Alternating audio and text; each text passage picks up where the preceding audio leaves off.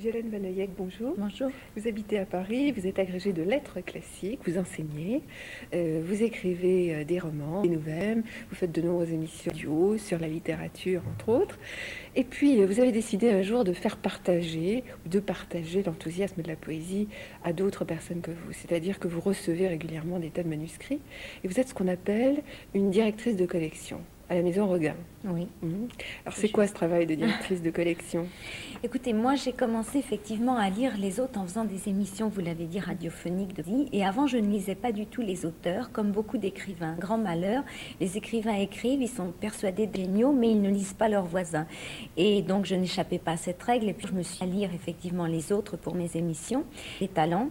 Et les éditions Regain m'ont demandé de diriger une collection que j'ai pensé justement à partir des découvertes que pour la radio, donner une chance à ces auteurs qui la plupart sont totalement méconnus ou n'ont jamais été édités et les éditer dans ma collection. Alors bon, ça consiste donc à faire une sélection des manuscrits et après éventuellement à remanier les manuscrits avec l'auteur si nécessaire.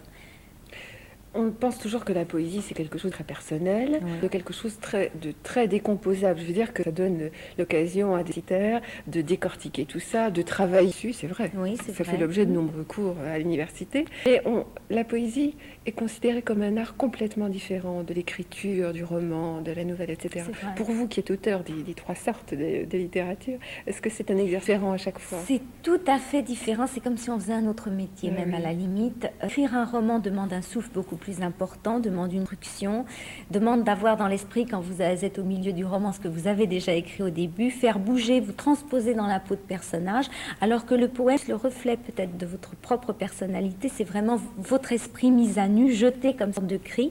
Quant aux nouvelles, bon, ce sont des textes courts qui sont plus proches du roman, mais dans un texte court, et vous avez une nouvelle ranique, alors là, avec tout le travail radio que vous connaissez du technicien et de l'auteur étroitement liés.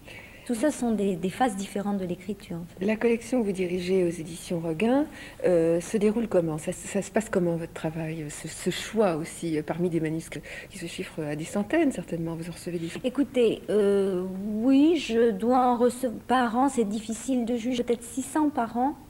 Quelquefois, Quels sont les critères alors? Écoutez, c'est très très subjectif. C'est d'abord mon premier avis. Et un comité de lecture, généralement, se range à mon avis, mais pas toujours. Bon, ils ont son droit à la parole. Mais bon, il n'y a pas de critères, il n'y a pas de thèmes spéciaux, il n'y a pas non plus de manière d'écrire. Je veux dire, toutes les formes sont admises, que ce soit du clic ou du vers libre.